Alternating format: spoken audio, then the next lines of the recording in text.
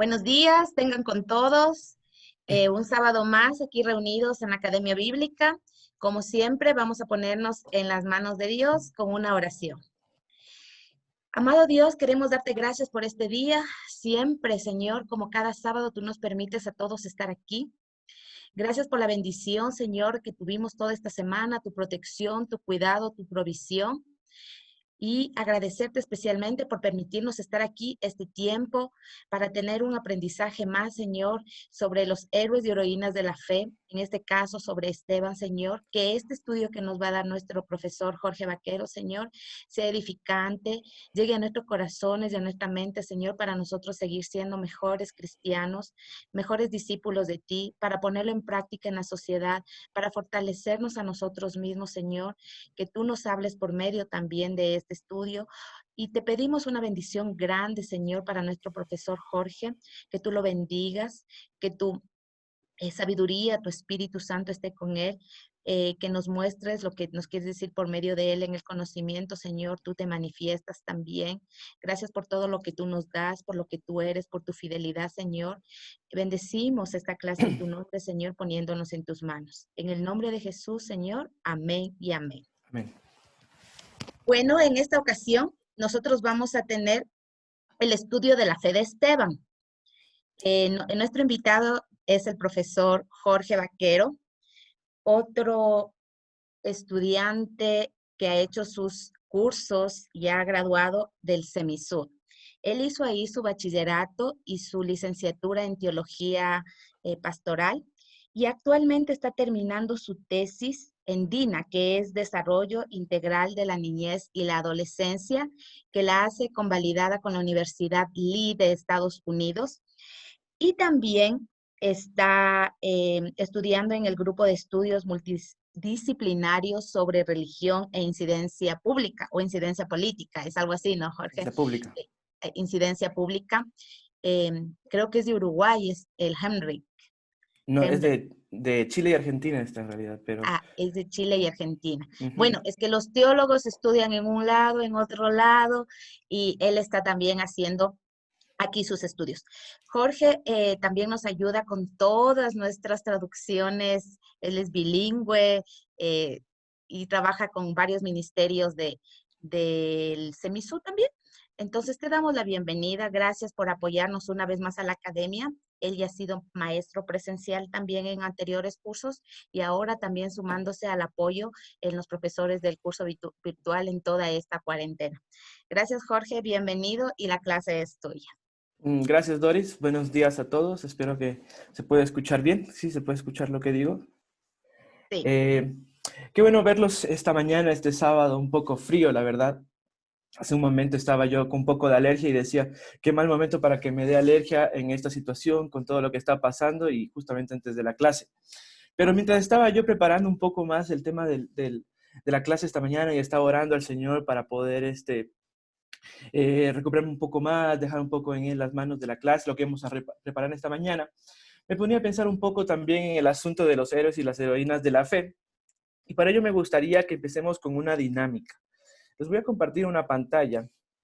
Me gustaría que ustedes la vieran y por chat, si Doris me dice que se puede ver, se puede responder por chat, me contaran ustedes cuántos animales ven en esta imagen.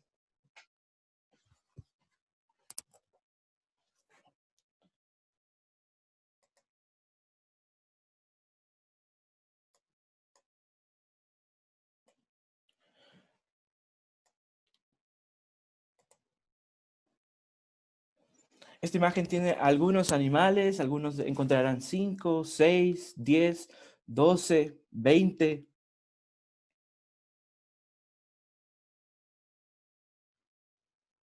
Y en realidad, para esta imagen no hay una respuesta completamente correcta.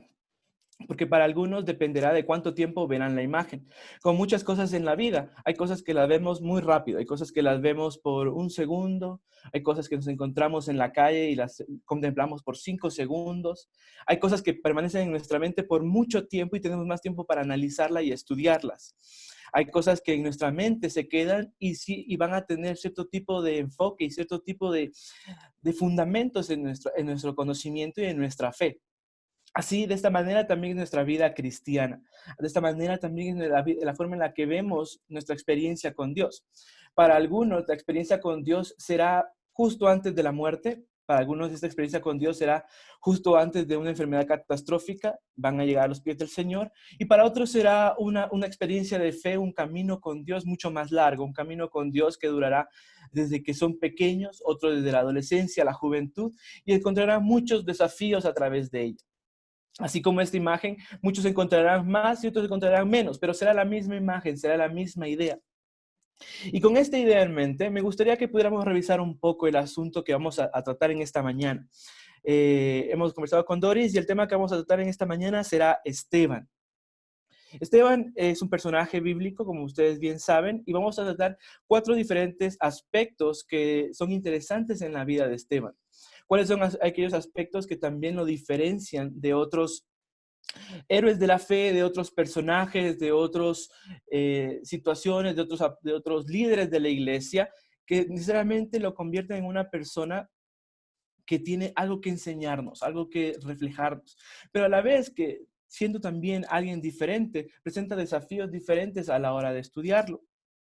Es por ello que vamos a revisar entre los aspectos que compartiremos en esta mañana, será el contexto histórico para entender un poco mejor a qué se enfrentó Esteban, cuál fue su momento, qué fue lo que vivió, cuál fue el ambiente político, religioso, los conflictos y las tendencias que existían dentro del judaísmo y dentro del mundo en el que se desarrolló, para poder entender un poco más cuál fue su función y su papel.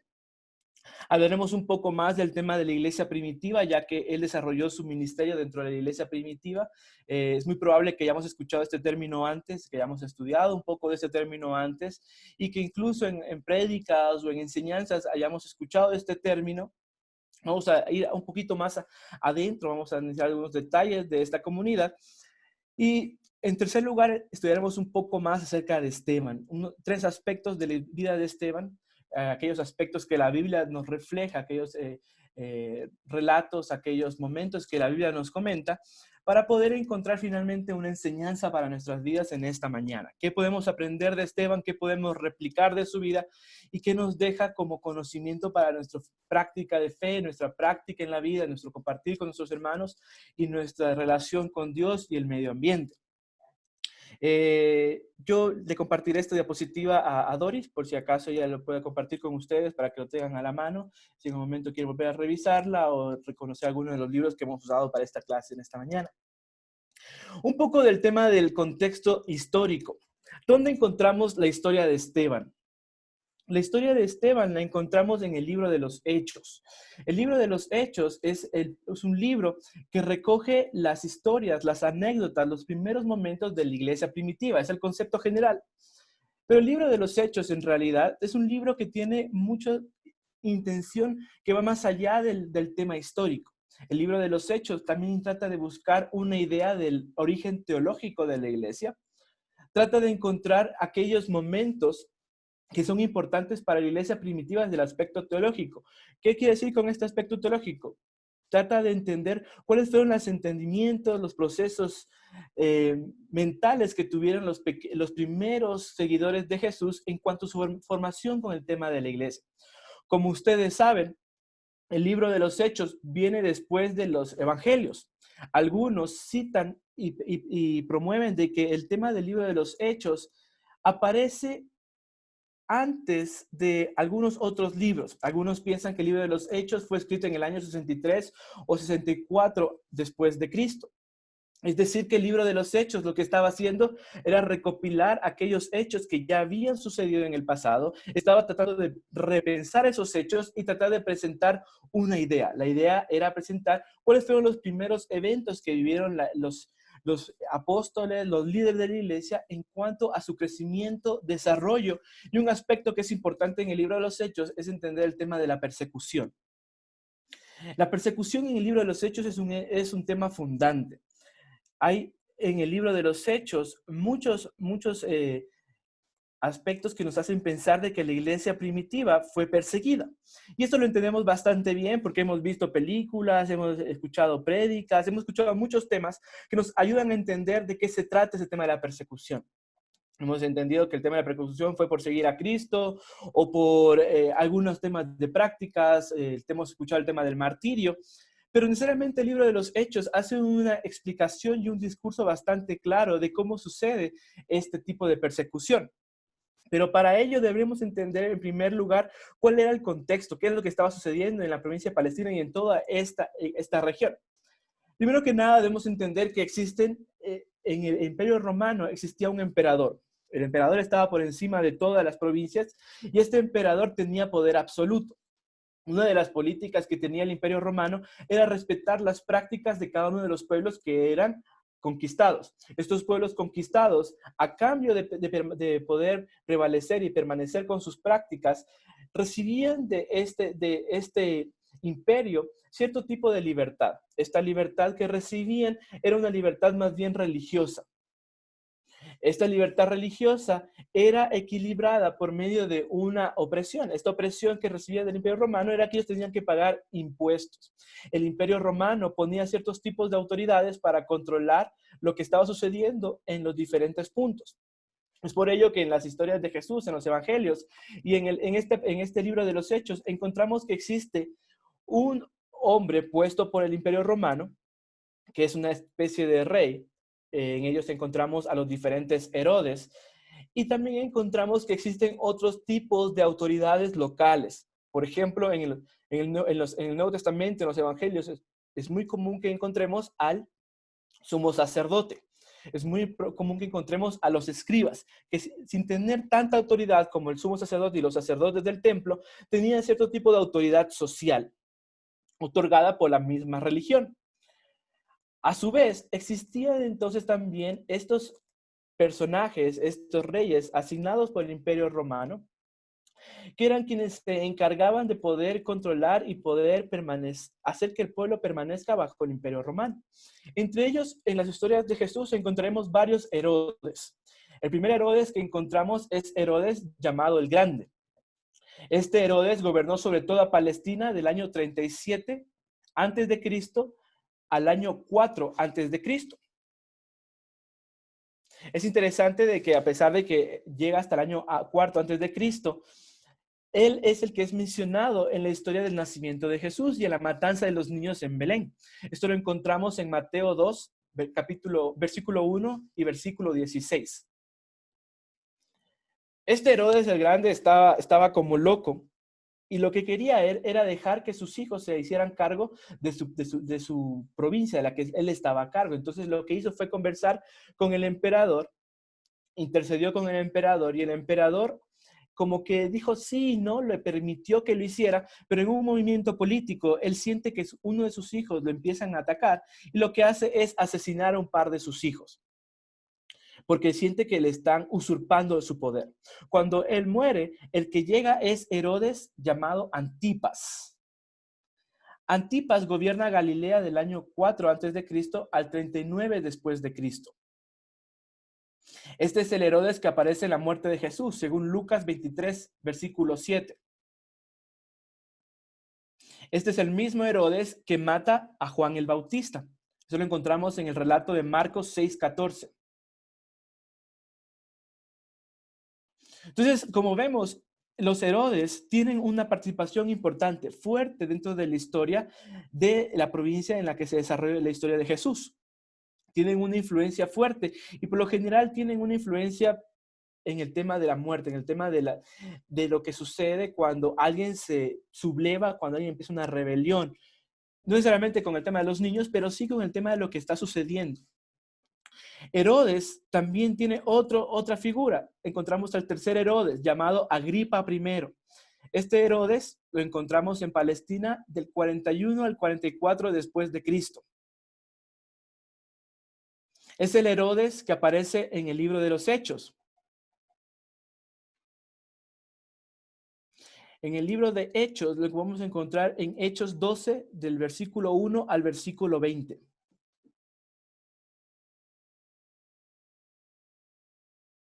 Es el mismo Herodes, Agripa I, el cual asesina al apóstol Santiago en Hechos 12:2.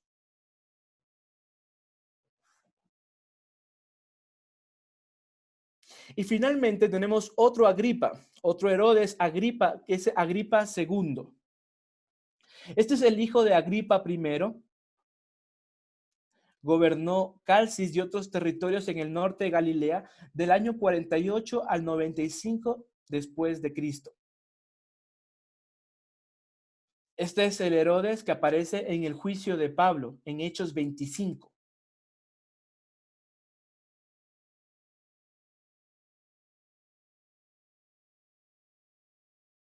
Entonces, estos diferentes Herodes son parte de la historia de la iglesia naciente, de la historia del movimiento de Jesús, de aquel movimiento empezado por Jesús que estaba caracterizado por ciertos tipos de temas y prácticas, hasta la historia de Hechos e incluso poco más cuando vemos el tema de la destrucción del templo en el año 70 después de Cristo.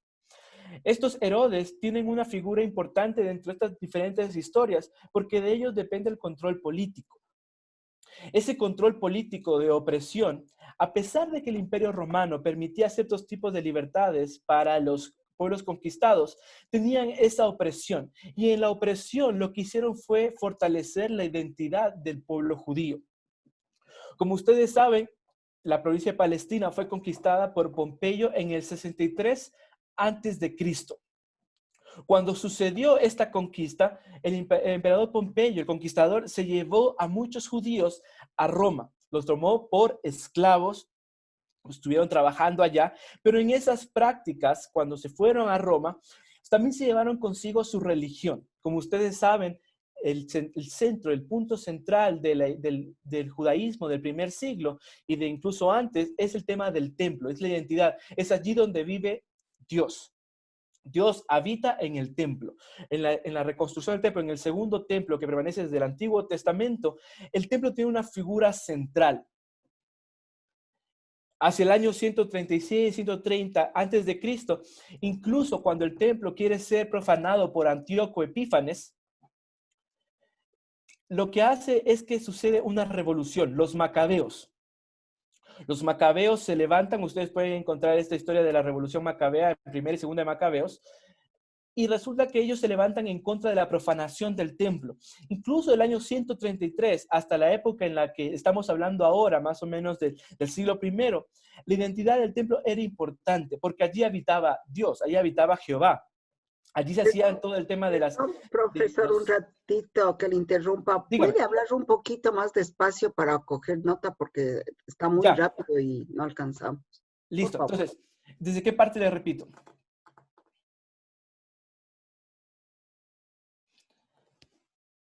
No, solamente de ir un poco más despacio para poder coger nota. Listo. Ya. De todas formas, las diapositivas nos va a pasar y también vamos a tener el YouTube para ver y todo, ¿no? Pero bueno. Sí, igual por cualquier cosa voy a pasar un documento escrito en el que tienen todos los detalles para que los puedan revisar. Tomen apuntes únicamente de lo que es importante ahora para que entendamos más adelante lo que vamos a hablar de Esteban. Ahora, resulta que los macabeos se levantan en contra de Antíoco Epífanes en el 136 a.C. Sucede todo el tema de la revolución macabea, tienen cierto tipo de libertad, pero en el año 63, Pompeyo vuelve a tomar la provincia de Palestina, se lleva consigo a judíos a la diáspora. La diáspora es este estado en el que los judíos no se encuentran en su tierra, sino que se encuentran repartidos. Y muchos de ellos van a otros lugares del imperio. Por ejemplo, van a Roma, van a Egipto, van a lugares como Alejandría, Antioquía y en otros lugares del Imperio Romano. Es entonces que cuando se separan de Jerusalén, cuando salen de la provincia de Palestina, se llevan consigo su identidad. Y al no poder llevarse consigo el templo, porque el templo es demasiado grande para llevarlo en una mochila, se llevan consigo la religión, la práctica. se llevan consigo las enseñanzas de los sacrificios, el respeto a un solo Dios, y con ello empiezan a formar grupos de estudio. Es allí donde surge el tema de las sinagogas, que en los evangelios es un tema fundamental, es un tema que encontramos muy repetido. Encontramos a un Jesús que está mucho tiempo en las sinagogas, que está leyendo, y encontramos que ellos leen las escrituras. ¿Cuáles son estas escrituras que están leyendo ellos? Es el Pentateuco. Ustedes saben que el Pentateuco, la Torá, y las interpretaciones del Pentateuco, como la Tanakh, en el siglo I y un poco antes, con el tema de toda la diáspora, es muy importante para ellos. Por ejemplo, una práctica, el tema de la mujer viuda. Cómo se trata a la mujer viuda es una práctica muy importante para estos judíos. ¿Cuál es el cuidado que debe tener la comunidad con la mujer viuda? ¿Qué sucede cuando la mujer queda viuda? ¿Quién se queda con ella? El hermano, el cuñado, el papá, el hijo, se empiezan a hacer cargo de la mujer viuda. Todas estas explicaciones las encontramos en la Tanakh, que eran las interpretaciones que hacían los escribas y los sacerdotes cuando leían el texto. Para el tiempo de Jesús, para el siglo I, estas interpretaciones habían alcanzado el nivel de escritura sagrada, de escritura santa, es decir, eran palabra inspirada por Dios, eran las enseñanzas que debíamos seguir para poder seguir siendo el pueblo escogido por Dios. Éramos el único pueblo. Los judíos tenían esta mentalidad de hijo único. Era el pueblo que había tenido la experiencia con Dios a través del Antiguo Testamento, a través de Abraham, a través de Jacob, a través de José, a través de Moisés, a través de los diferentes personajes del Antiguo Testamento. Dios intervenía en la historia de Israel y su intervención era una intervención salvífica, una intervención de salvación. Esta intervención en el Antiguo Testamento hacía demostrar de que el pueblo de los judíos, el pueblo de Israel, era el centro de todo el plan de salvación de Dios. Entonces, la identidad del templo y la identidad de los judíos estaba intrínsecamente conectada, estaban conectadas de manera muy, muy íntima. Entre esas sinagogas que forman los judíos, vamos a encontrar algunas en las diferentes ciudades en los entornos del Imperio Romano. Entre ellas están la sinagoga que se formó en Libertos, en Cirene y Alejandría. Estas diferentes comunidades que estaban alrededor del Imperio Romano empezaron a tener muchas más libertades. Muchos de ellos dejaron de ser esclavos y empezaron a dedicarse a los negocios. Entonces, al tener dinero, lo que hicieron fue empezar a enviar ofrendas de regreso a Jerusalén al templo. Entonces, para los judíos en la diáspora, a pesar de que no estaban en tierra sagrada, a pesar de que no estaban en Jerusalén, seguían teniendo cierto tipo de conexión con el imperio, con su identidad, con el templo. Incluso un historiador del siglo I, Flavio Josefo, en su libro Antigüedades, nos relata de una historia bien interesante. Resulta que corría el año 39, momentos de la iglesia primitiva. En el año 39, el emperador era Calígula, un emperador medio loco que quiso atacar a muchos, que quiso imponer que su figura fuera la de adoración. Se fue en contra de las políticas del Imperio Romano y quería poner una estatua de sí mismo en el templo.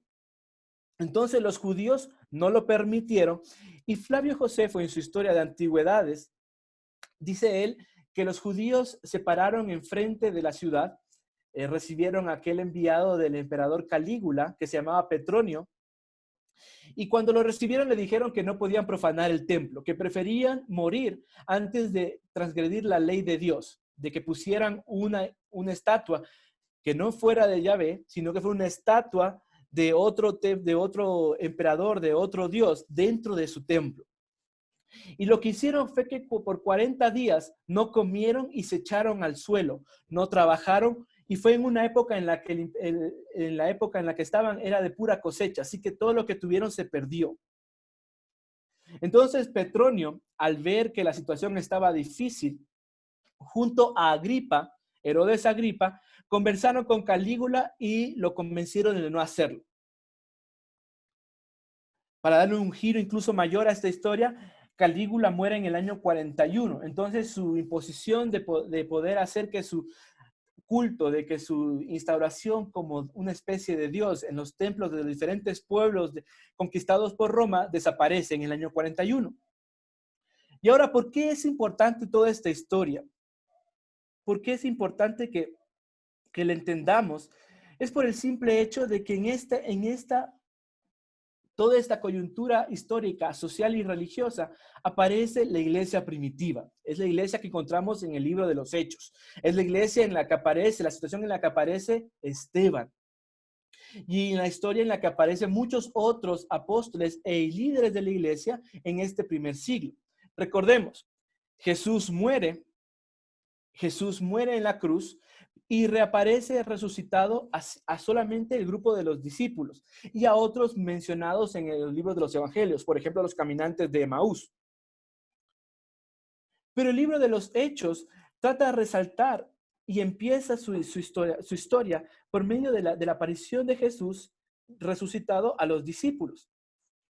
Entonces, el libro de los Hechos, en su iniciativa principal, el libro de los Hechos, que fue escrito por un tal Lucas, que al parecer era un doctor, según lo que nos cuenta el libro de Lucas, el Evangelio, se lo escribe a un Teófilo. Esta historia que le escribe a Teófilo trata y le dice, yo después de haber investigado todo lo que ha sucedido, trato de darte una especie de reporte fidedigno de los hechos. Entonces lo que hace Lucas en el libro de Hechos es empezar con esta historia, la historia de Jesús aparecido a los discípulos ya en su forma resucitada. Si usted ha leído Hechos del capítulo 1, del capítulo 2, este Jesús les dice, yo me voy, pero con ustedes viene el Espíritu Santo y me recibirán poder para ser testigo, ¿en dónde? En Judea, Samaria, y sigue hasta el final y lo último de la tierra. Es decir, que este Jesús estaba cambiando un poco la dinámica de la idea de los judíos. Esa idea de que los judíos, el pueblo escogido por Dios, sin importar dónde estuviera en el imperio, ahora estos líderes, estos apóstoles, estos discípulos, estaban siendo enviados a poder predicar a otros grupos, a otras personas dentro del imperio. Para los estudiosos, este cambio se le llama un cambio de la misión centrípeta, que era hacia adentro, a una misión centrífuga, que va hacia fuera. Es por ello que los primeros 5 capítulos, si usted los ha leído, y si no los ha leído, el libro de los Hechos, lo invitaría a que usted lo haga en esta semana. El libro de los Hechos, en los primeros 5 capítulos, usted va a encontrar 3 aspectos que son interesantes. El primero de ellos es que hay prédicas con muchas conversiones. Luego de que llega el Pentecostés y que desciende el Espíritu Santo como lengua de fuego y toda la historia que conocemos ya, Pedro se levanta y convierte a muchas personas. Además de ello, existe también la muestra de que los discípulos ahora hacen milagros. Hay un cambio interesante en el libro de los Hechos que presentan los primeros 5 capítulos, y es que los discípulos presentados en los evangelios eran unos discípulos bastante como quietos, como seguidores, unos discípulos que no hacían mucho, sino que eran más bien como los primeros testigos de lo que sucedía en el ministerio de Jesús. Jesús sanaba a una persona y los discípulos lo que hacían era cuestionarse lo que habían hecho. Se preguntaban cosas como quién era el primero, quién había de servir, qué se iba a hacer. Encontramos a muchos preguntándose de qué se trata esto, a un Pedro preguntándole si verdaderamente Jesús es el Cristo. Pero en los primeros capítulos de Hechos encontramos a discípulos que ya son los que hacen los milagros.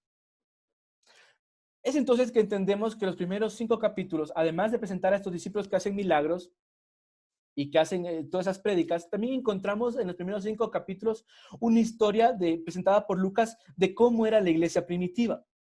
Pero este cómo, más que ser un registro histórico, presentaba un ideal de lo que debía ser la iglesia primitiva. Una iglesia que compartía el pan, que vendía sus bienes y que trataba de compartir con los que no tenían. Una iglesia bastante social. Pero en esta historia encontramos que hay muchos grupos que siguen a Jesús y que son mencionados por el historiador, por Lucas, de manera breve. Entre los 2 grupos importantes que tenemos están el movimiento de Jesús y los helenizantes.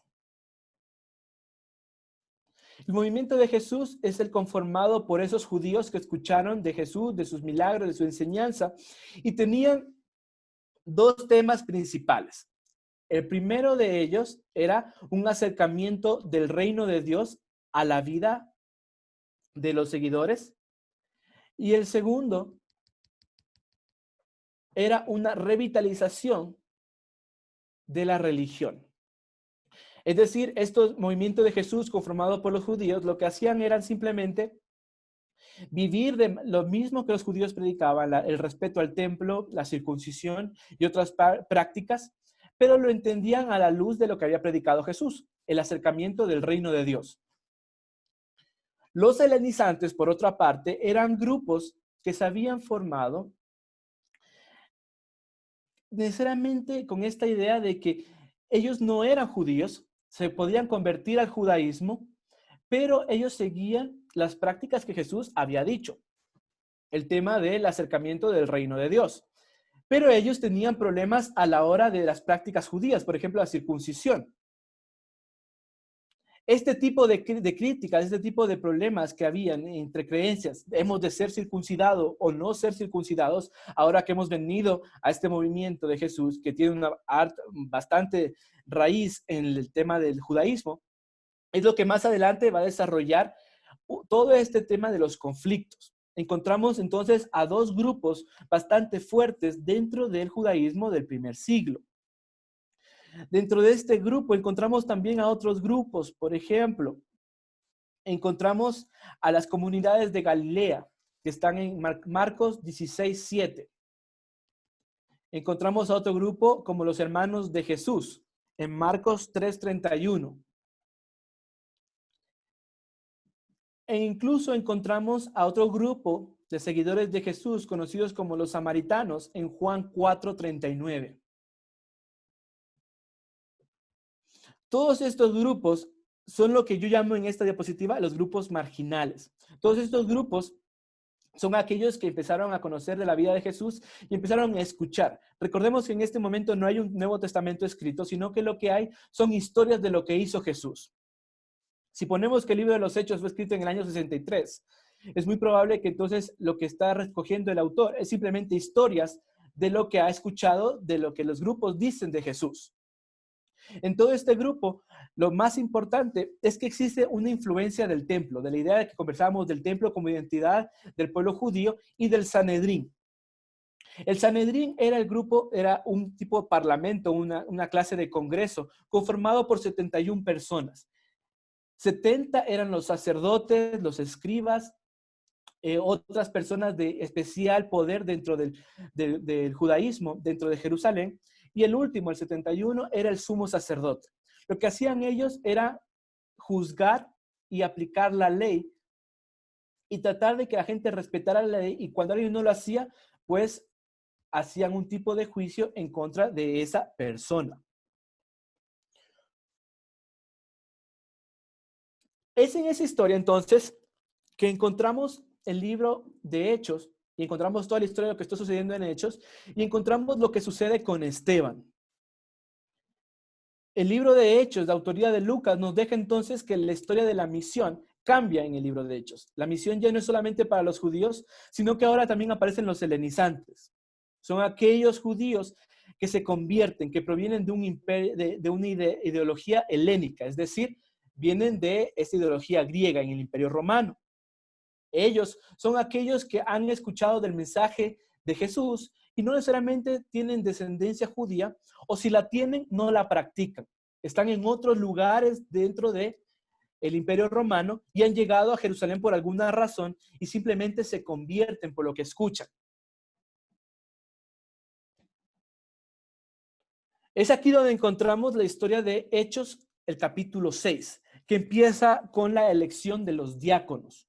Como les decía, habían tres aspectos centrales en los primeros capítulos, pero de estos aspectos centrales, resulta que uno de ellos era el tema de la murmuración también. Hechos 6 dice lo siguiente, versículo 1, si tienen su Biblia puede buscarlo. Vamos a leer algunos versículos de Hechos 6 y Hechos 7.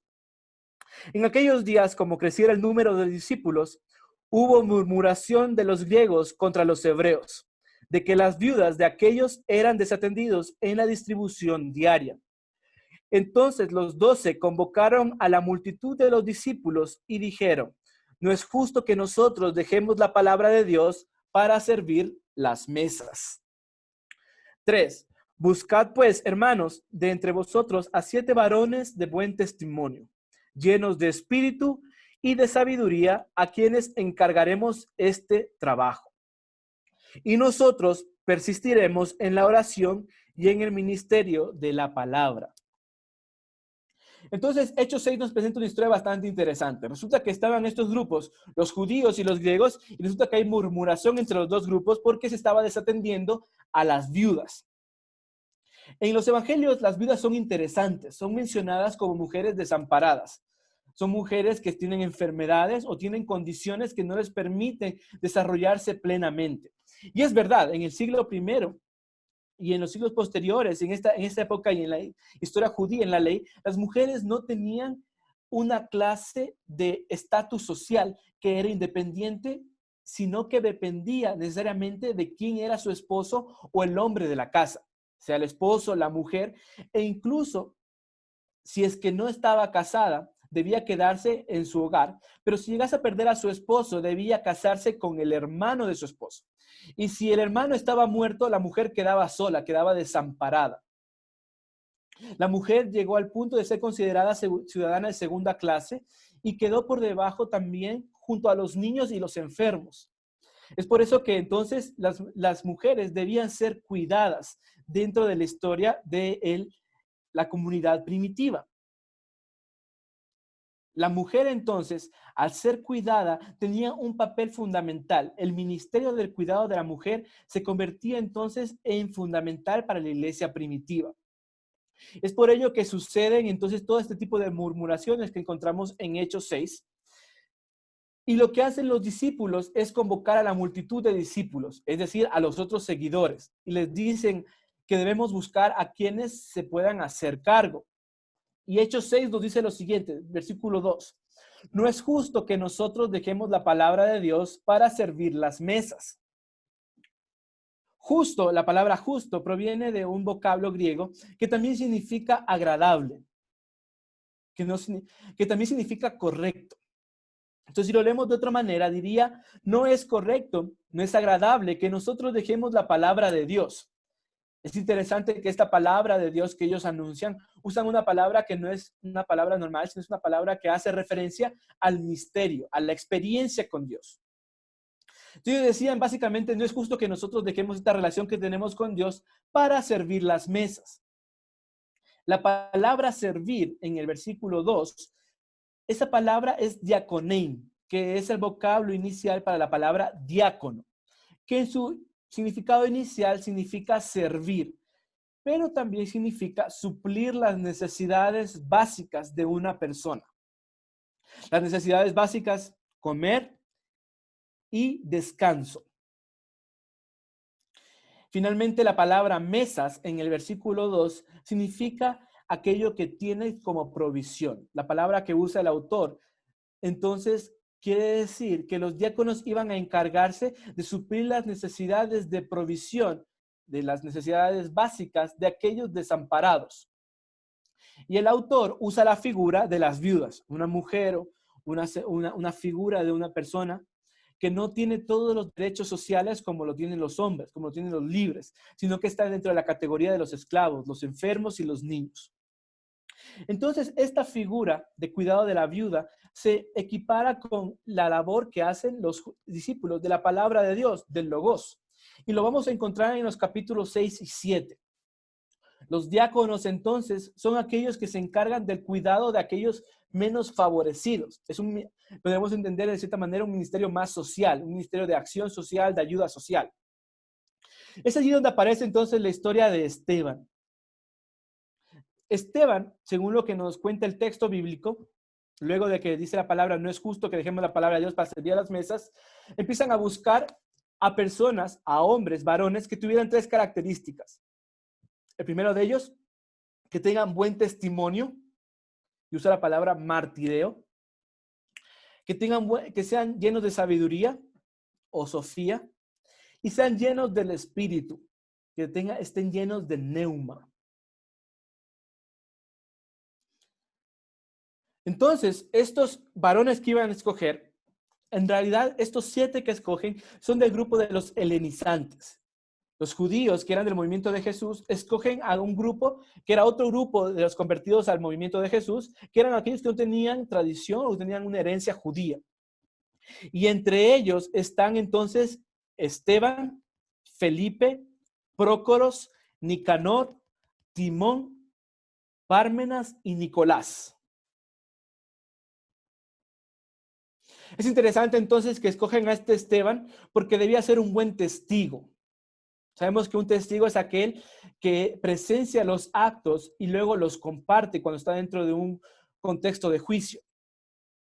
Otra característica de estos diáconos es que debían tener sabiduría, debían tener conocimiento. Vamos a encontrar de que sí tenían conocimiento y eran versados en las Escrituras. Y debían ser llenos del Espíritu. Neuma. Vamos a encontrar que en el libro de los Hechos, el neuma, el Espíritu, es un factor muy interesante porque es una de las características que son necesarias dentro de los discípulos o seguidores de Jesús. Entonces, esta figura de Esteban se levanta dentro de este grupo de los judíos helenizantes, de aquellos cristianos helenizantes, de este grupo que provenía de otra historia ajena a los judíos.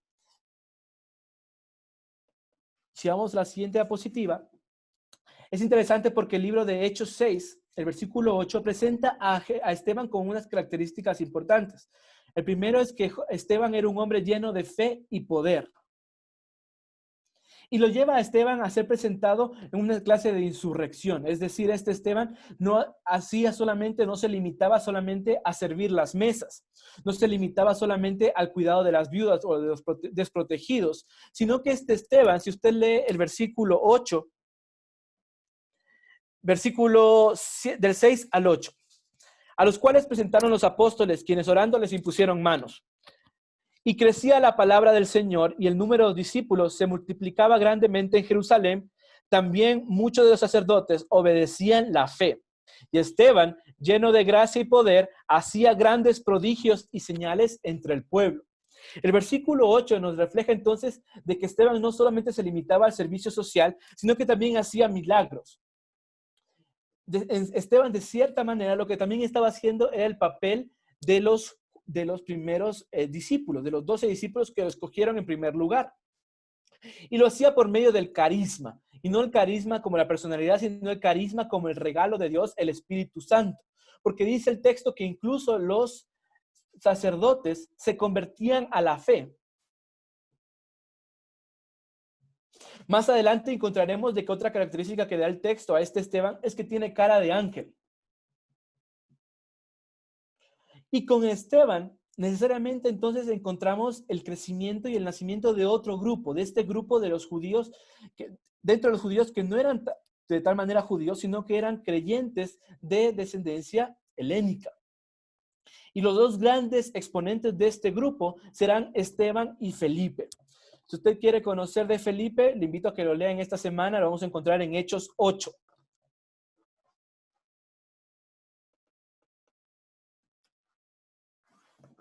Pero ¿qué pasa con este Esteban? Resulta que Esteban, hombre lleno de fe, de gracia, de buen testimonio, sabiduría, que hacía cosas maravillosas como los discípulos, es llevado a un juicio. Y este juicio se lo voy a dejar como tarea. Me gustaría que usted, por favor, lea el capítulo 7 de Hechos, el versículo 3 al 52. Allí encontramos el juicio de Esteban. A breves rasgos, el juicio de Esteban es un juicio bastante interesante.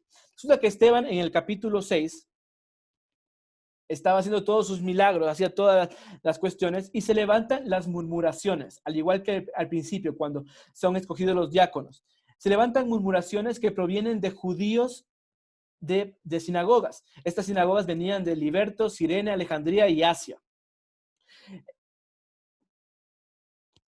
Estas murmuraciones lo que hacían eran dos tipos de declaraciones, dos tipos de denuncia. Los judíos de estas sinagogas decían entonces de que Esteban estaba predicando y que estaba blasfemando en contra de Moisés y de Dios. Esto lo podemos encontrar en el versículo 11 del capítulo 6 de Hechos.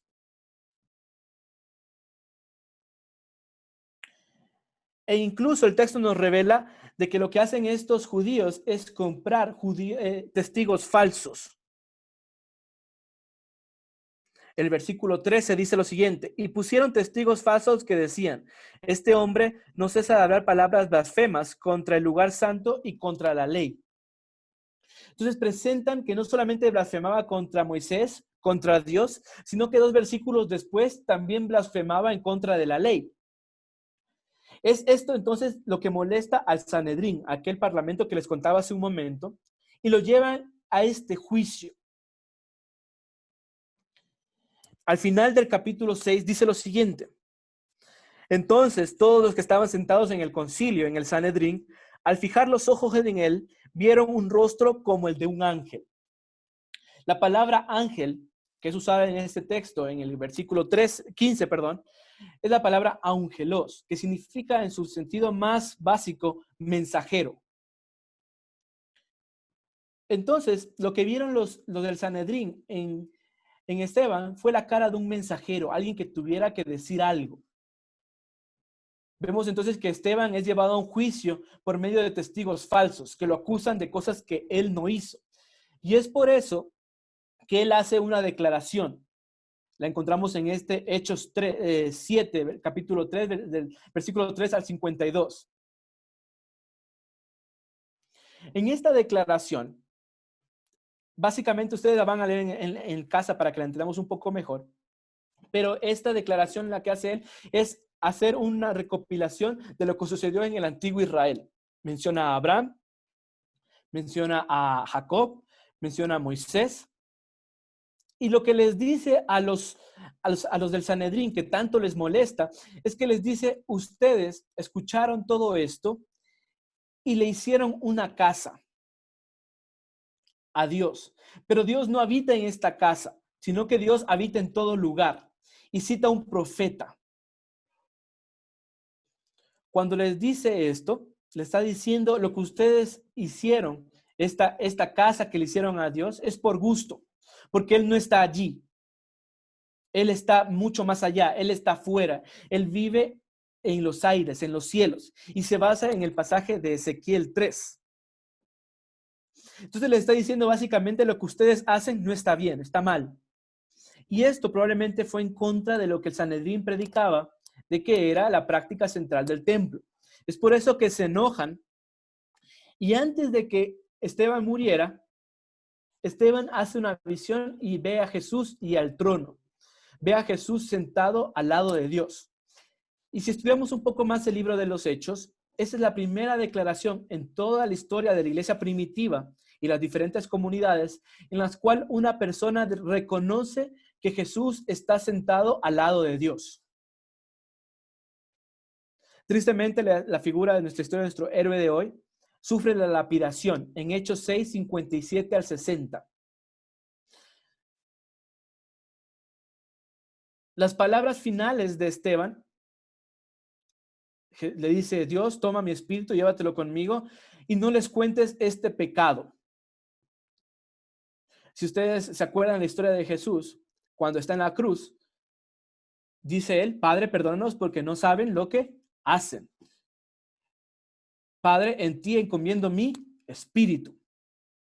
Entonces Esteban estaba replicando muchas de las palabras que Jesús había dicho en la cruz. Finalmente, en la historia de Esteban, la Biblia dice que él no muere, sino que él duerme, como una referencia a que él perece. Y esta palabra dormir es utilizada en el Nuevo Testamento como el simple hecho de descansar. Entonces, el autor de este texto está diciendo que Esteban no estaba solamente muriendo, sino que estaba dando su descanso final. Su espíritu estaba descansando en las manos de Dios, luego de todo este problema que tuvo con el juicio y esta persecución. Finalmente, yo sé que todos ustedes conocen la historia de Saulo, el perseguidor de la iglesia. Ese Saulo estaba en esta historia. Aparece en el capítulo 7, en el versículo final. lo encontramos en el versículo 58. Y echándole fuera de la ciudad, le apedrearon y los testigos pusieron sus ropas a los pies de un joven que se llamaba Saulo. La persecución que hace Saulo la encontramos en el capítulo 8, versículos 1 al 3. Pero, ¿a qué queremos llegar con todo esto? Resulta que la historia nos refleja entonces que Esteban tuvo un periodo bastante corto. Fue elegido por su característica, hizo muchos milagros, hizo un ministerio, es enjuiciado de manera injusta y fallece. E incluso después de su muerte, la persecución se desata en contra de estos judíos helenizantes. Lo que se desencadena con toda esta situación es que finalmente encontramos la obra de Felipe en Hechos 8 del 5 al 13, otro de estos diáconos, en la conversión de Cornelio. A pesar de la muerte de Esteban, esta muerte y persecución, lo que hace es que la predicación continuara. Es decir, que la palabra que encontramos en los primeros libros de Hechos, de que me serán testigos en Judea, Samaria, hasta el final de la tierra, se convierte en verdad por medio de la persecución. Los primeros convertidos entonces de la misión de estos diáconos son aquellos que son alcanzados con el mensaje de Dios. Finalmente, la comunidad de Jerusalén, dicen los estudiosos, que desaparece, es muy probable que desaparezca porque muchos de ellos murieron en la destrucción del templo en el 70 y en la guerra que vino después. Entonces, la comunidad que prevaleció fue esta comunidad de esta misión que fue perseguida. Y no es una coincidencia de que haya sido Esteban, el líder central de este movimiento que fue perseguido y atacado, del cual surgen todas estas ideas que van creciendo. ¿Y a qué queremos llegar con todo esto? ¿Cuál es la historia que debemos resaltar de Esteban? Esteban nos refleja la idea de que a pesar de que la muerte sea nuestro mayor miedo, el llamado que Dios nos hace es mucho más fuerte que la muerte terrenal. Vimos épocas en las que necesariamente estamos enfrentados a la muerte como una realidad. Todos sabemos de la connotación del coronavirus. Todos sabemos del peligro que esto conlleva. Y todos tenemos una especie de miedo. Es muy probable que nosotros conozcamos a alguien o tengamos un familiar o tengamos a un conocido que haya muerto por esta situación. Y nosotros, como cristianos, seremos preguntados, ¿qué dice Dios con respecto a esto? ¿Cuál es la respuesta de Dios ante el sufrimiento? Hay una pregunta antigua, probablemente esta sea una de las más antiguas. ¿Por qué, si Dios es bueno, por qué permite el sufrimiento?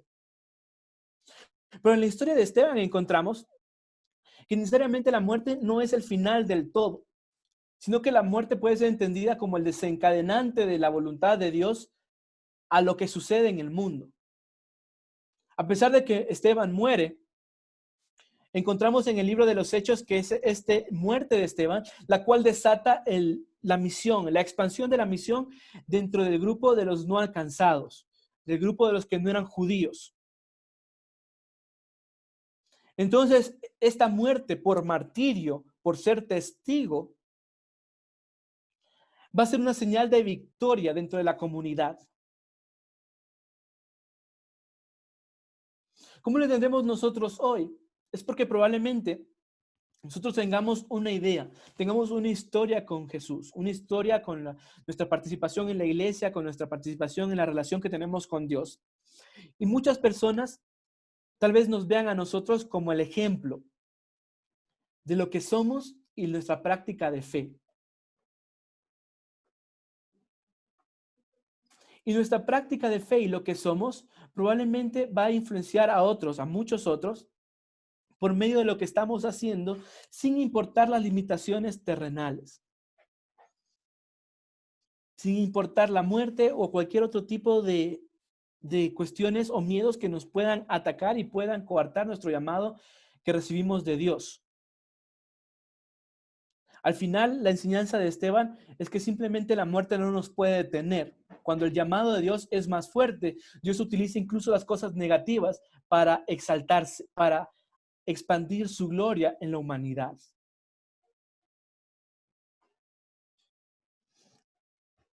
si ustedes desean leer un poco más, les recomendaría que leyeran el libro de Harold Kushner, que se llama Cuando la gente buena sufre. Lo pueden buscar, está disponible en internet, también en librerías. Les recomendaría que lo leyeran, porque es una pregunta interesante que encontramos hoy en día. ¿Cuál es el papel de la iglesia ante el sufrimiento de la humanidad?